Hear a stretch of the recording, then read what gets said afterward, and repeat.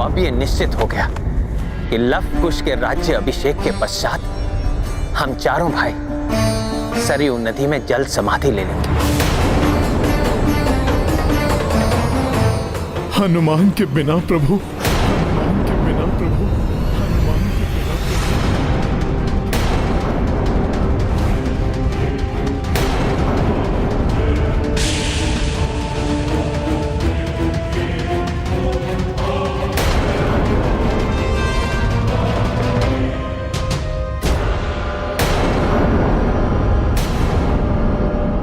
एक ही क्षण में पराया कर दिया आपने अपने इस भक्त को।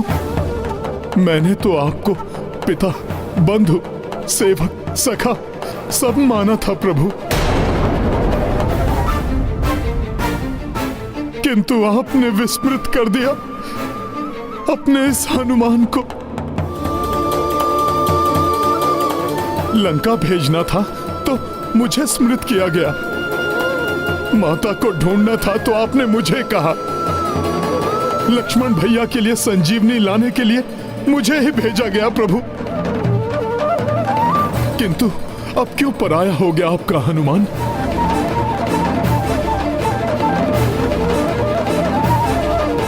ऐसा नहीं है हनुमान, ऐसा नहीं है प्रभु। अश्वमेध की दिग्विजय यात्रा के लिए शत्रुघ्न एवं पुष्कल की रक्षा का कार्य आपने मुझे सौंपा। गंधर्वों से युद्ध के लिए भरत भैया के साथ आपने मुझे भेजा। तीर्थ यात्रा के लिए आपको मेरा ही साथ स्वीकार था प्रभु। अब जब अंतिम यात्रा का निर्णय लिया गया तो प्रभु आपने मेरा साथ छोड़ दिया। जल समाधि लेने का समय आया तो हनुमान नहीं। इसीलिए ना प्रभु कि मैं आपका कोई नहीं हूं, मात्र एक सेवक हूं, बाहर से आया हुआ एक वानर हूं। यही है ना प्रभु? नहीं हनुमान, नहीं, ये सत्य नहीं है जो तुम सोच रहे हो। धीरज रखो। कैसे धीरज रखूं प्रभु? मेरे नेत्रों के समक्ष अंधकार छा रहा है, मेरा मस्तिष्क चकरा रहा है। आपके लिए सब कुछ होने वाला हनुमान एक ही क्षण में कुछ नहीं रह गया आपके लिए, पराया हो गया हनुमान।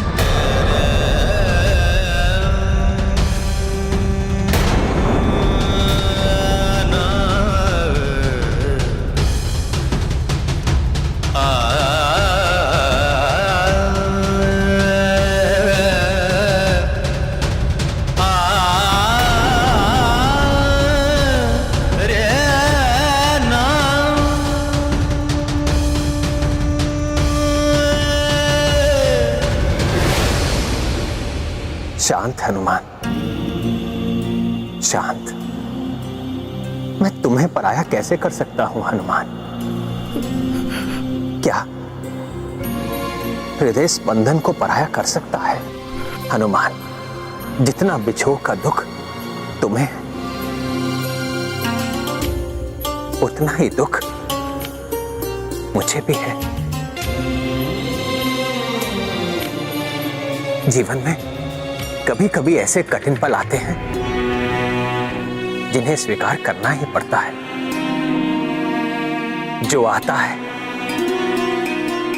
सो जाता है, इसे ही जीवन चक्र कहते हैं।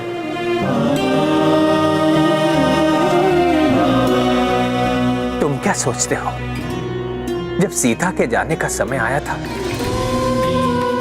तो क्या मैं उन्हें रोक नहीं सकता था? किंतु मैंने वो किया जो नियति ने निश्चित किया था। जाने दिया, अपने हृदय पर पत्थर रखकर अपने नेत्रों के समक्ष अपनी प्रिय सीता को जाने दिया, समाने दिया धरती में।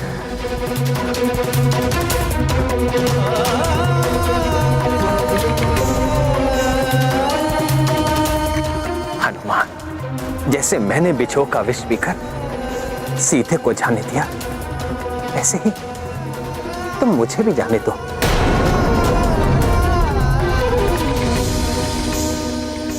प्रभु, आप तो मर्यादा पुरुषोत्तम हैं, महान कर्म योगी हैं। आपके लिए तो कुछ भी असंभव नहीं है प्रभु, किंतु मैं तो मात्र एक वानर हूं, आपकी भक्ति में डूबा हुआ। मुझसे आपका विछोह नहीं सहा जाएगा प्रभु। प्रभु आप जा रहे हैं तो मैं आपके साथ क्यों नहीं जा सकता? भरत भैया, लक्ष्मण भैया और शत्रुघ्न भैया की भांति मैं भी आपके साथ जल समाधि क्यों नहीं ले सकता प्रभु?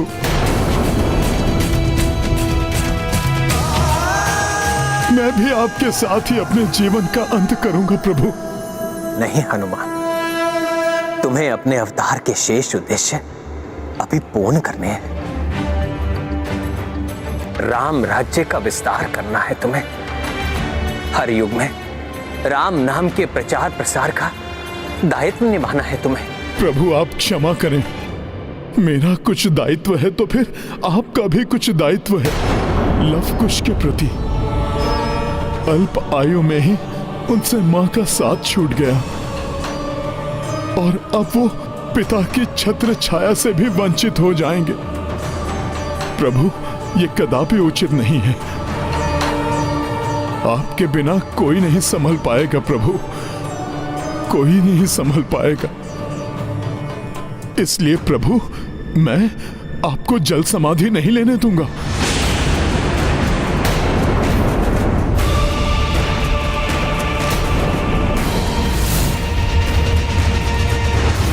नारायण नारायण।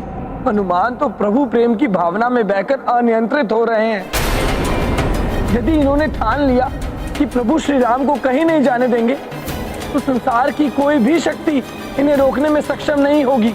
इस बात का मुझे भी भय है नारद जी। हनुमान का प्रेम हठ किए जा रहा है। कहीं श्री राम। बस हनुमान, बस। तुमने सदैव मेरे निर्णय का मान रखा है। मैंने जो कहा तुमने किया, किंतु आज मेरे जीवन के अंतिम निर्णय में तुम मेरा विरोध कर रहे हो हनुमान। हट किए बैठे हो। किंतु प्रभु। अब और नहीं हनुमान, और नहीं। नियति है ये, इसे सभी को स्वीकार करना होगा।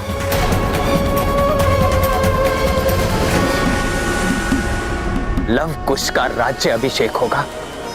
तत्पश्चात हम चारों भाई सरयू नदी में जल समाधि ले लेंगे। ये मेरा अंतिम निर्णय है।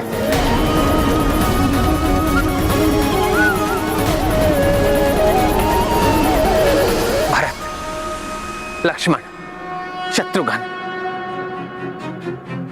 लव कुश के राज्य अभिषेक की व्यवस्था आरंभ करो।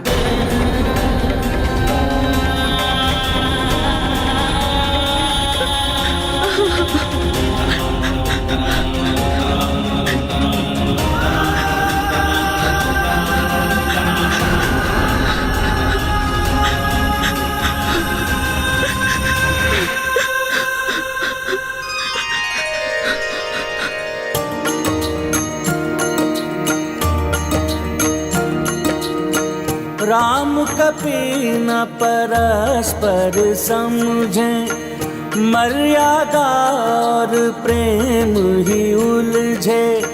लव कुशित राजा अभिषेका, उत हनुमत मन जागृत चिंता।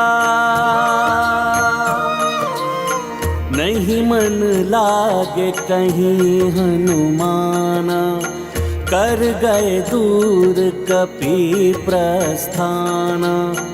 सबहु भावुक घड़ी दुखदाई, किंतु कोई भी कह नहीं पाई।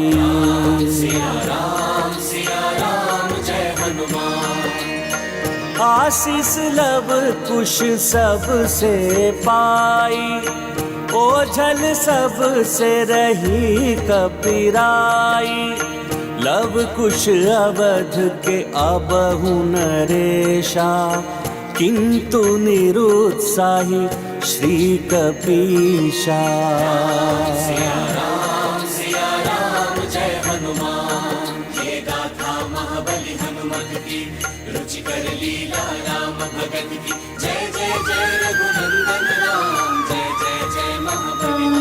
हनुमान राज्याभिषेक छोड़कर कहाँ जा रहे हैं? हनुमान जी नहीं दिखाई दे रहे हैं। मैं भी उन्हीं को ढूंढ रहा हूँ। न जाने कहाँ है।